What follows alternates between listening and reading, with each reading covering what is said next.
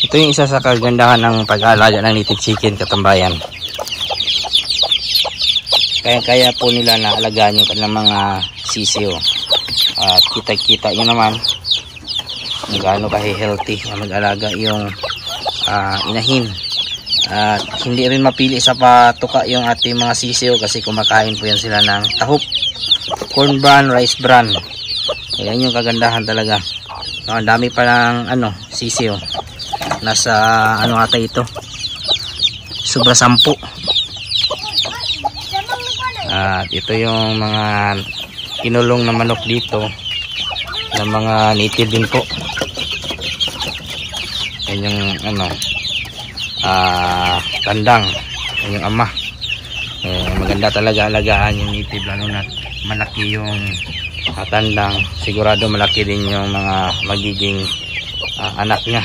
Init po ng panahon ng katambayan, kailangan talaga natin na diligan yung ating mga tinanim po na marinagwa dito sa ating manukan sa labas. Napaka-importante na diligan yung ating mga tanim, lalo na't napakainit.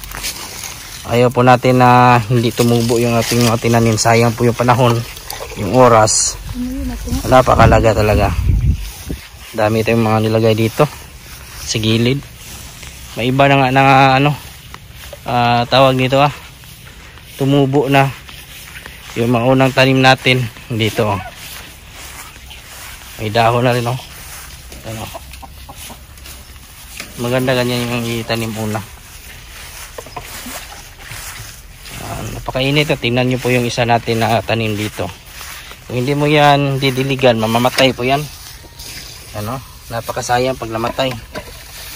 Kawawa yung ating tanim. Isa tag-isa sige, sato na. Yan. Kahit nandun sa gilid ng ating manukan dun sa labas, may mga tumubo na rin. Tingnan natin yung dito. Ayan, kailangan to na diligan talaga. Titis kabila. Bagal tumubo dito. Hindi madidiagwa. Kung liktarin po tayo ng itlog ngayon para i-load natin sa ating incubator, kasi meron na pong mga napisa sa incubator at yung iba nadala na din po natin sa poblasyon. Kailangan mangulikta para makapagparami agad tayo dito. May 4 na tayo nakita. Napay daghan bay? Las pikas bay? Nasa may kahoy daw. Nay dala? Wala. May nangitlog na rin dalawa. Madami na rin yung nangitlog sa ating mga native. Isang halimbawa dito katambayan, tingnan niyo po yung ating pinatay na naman yung ating tawag nito, tanglad. Lagayan, mamatay yung ating mga tanim talaga pag natabaan ng sobrang init. Kinakain na yung iba din ng ating mga alaga yung ating madidiagwa. Yan, patay na naman. Ito yung problema yung ating tanglad, hindi makatubo. Tingnan natin yung iba natin, baka may mga itlog pa dito sa gilid. Yung iba kasi nag-iitlog dito sa gilid. Yung ating malunggay susunod na buwan ito, wala na to. May na to. May mga dahon na to. Ito yung mga collectables natin sa ating itlog katambayan. Basa na siya? Nag-agas. Ha? Nag-agas. Nag-agas dito? Yung mga itlog natin katamay, ilulod natin yan sa ating incubator. Ito na yung mga nakolekta natin sa loob ng 5 araw katambayan. Yan. At may mga napisa na rin dito sa ilalim at nag-crack.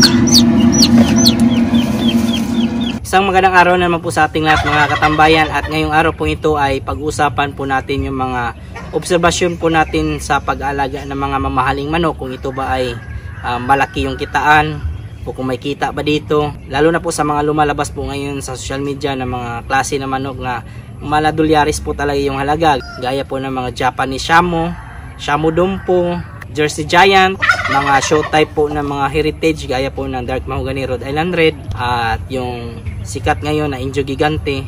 Hindi po basta-basta po talaga yung mga klase ng manok na ganyan, kasi pag nag-upisa po kayo na ganyan na pang negosyo, libo-libo talaga yung ilalabas nyo po na kapital sa iyong bulsa. At hindi rin po ibig sabihin pag nag-alaga po na kayo ng mga ganyang klaseng manok, kikita po kayo agad. Kahit sikat po sila, may pangalan na manok, hindi po ganun ang pagninegosyo. Mag-upisa ka po talaga sa hindi pa po kilala na nag-aalaga.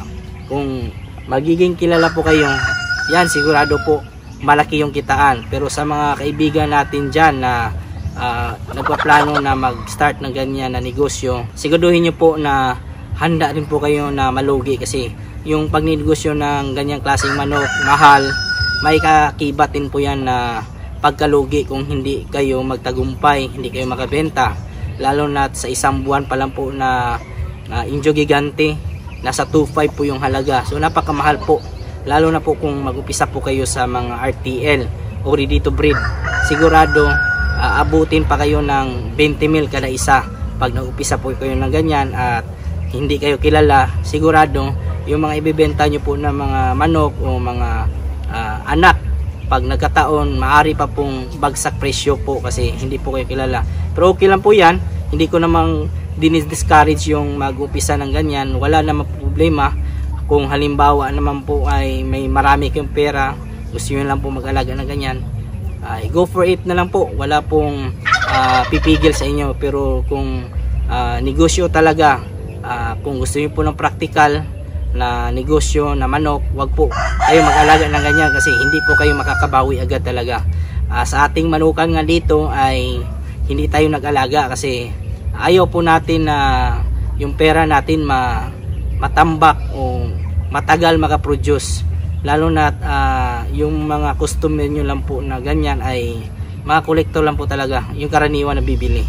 Kung pang negosyo, mahirap po talaga kasi may time pa nga nadadating sa punto na baka maibenta nyo lang po ng per kilo yung mga ganyang klaseng manok.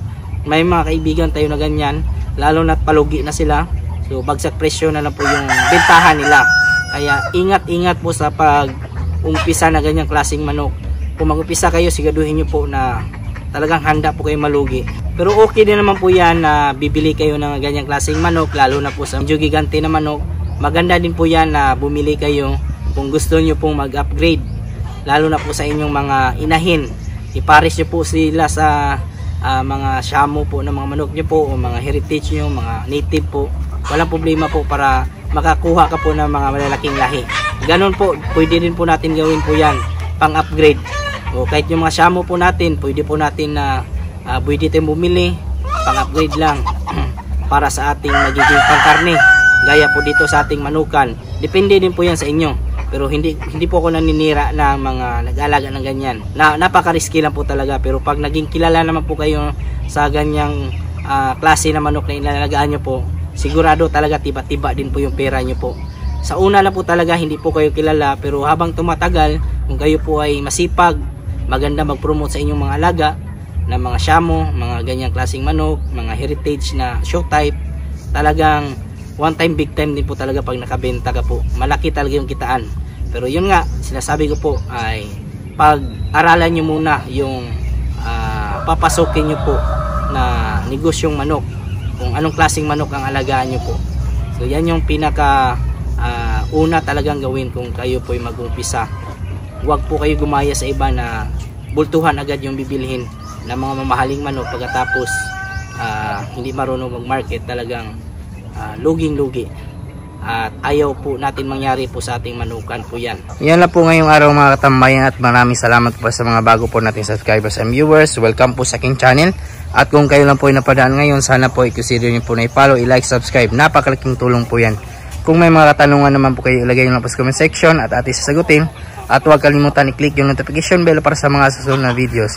Bago muna tayo magpaalam, shoutout muna natin yung ating mga kaibigan dyan na si Mark Castellano Dakil, Alvin Lubigan, at sa mga nanood po dyan ngayon, shoutout po sa inyong lahat. Sa mga hindi ko naman po na shoutout, isa-shoutout ko lang kayo sa susunod. Maraming salamat, God bless, at ingat po kayo palagi. Bye bye.